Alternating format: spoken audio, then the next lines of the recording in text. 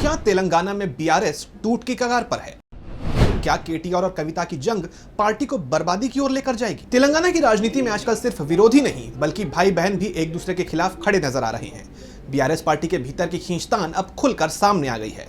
Party के कार्यकारी अध्यक्ष केटी रामाराव यानी केटीआर और उनकी बहन विधान परिषद सदस्य के कविता के बीच सियासी तलवारें खिंच चुकी हैं। के कविता ने केटीआर को पार्टी के लिए सीधा खतरा बताया है और साथ ही कई गंभीर आरोप भी लगाए हैं। क्या है सच्चाई? क्या बीआरएस का बीजेपी में विलय हो सकता है? क्या है के कविता के आरोप?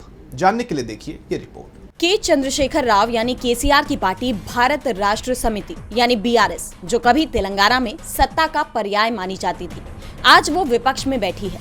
चुनावी हार के बाद से पार्टी अंदर ही अंदर टूटती नजर आ रही है। पहले ही पार्टी को राज्य में अपने राजनीतिक अस्तित्व को बचाने के लिए लड़ाई लड़नी पड़ रही है। पार्टी नेताओं का मोह भंग सा हो गया है और अब पार्टी के दो प्रमुख स्तंभ बीआरएस के कार्यकारी अध्यक्ष केटी रामाराव यानी केटीआर और पार्टी नेता और विधान परिषद सदस्य के कविता में भी ठन सी गई है। के कविता ने अपने ही भाई पर अब पार्टी को खत्म करने की साजिश का आरोप लगा दिया है।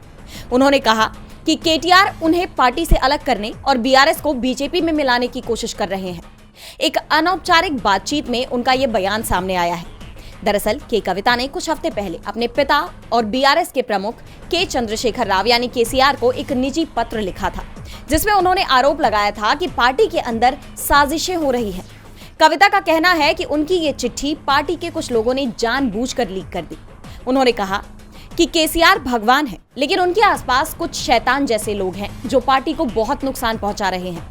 मैं केसीआर की बेटी हूँ। जब मेरी निजी चिट्ठी ही लीक हो सकती है तो बाकी लोगों की स्थिति का अंदाजा लगाया जा सकता है।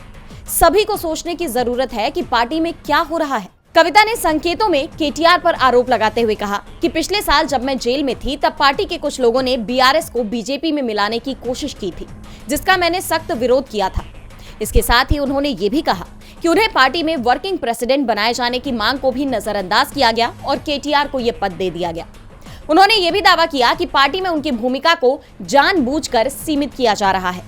उनके इस बयान के बाद बीआरएस की अंदरूनी लड़ाई खुलकर सामने आ गई है, जो केसीआर की चिंता को बढ़ा रही है।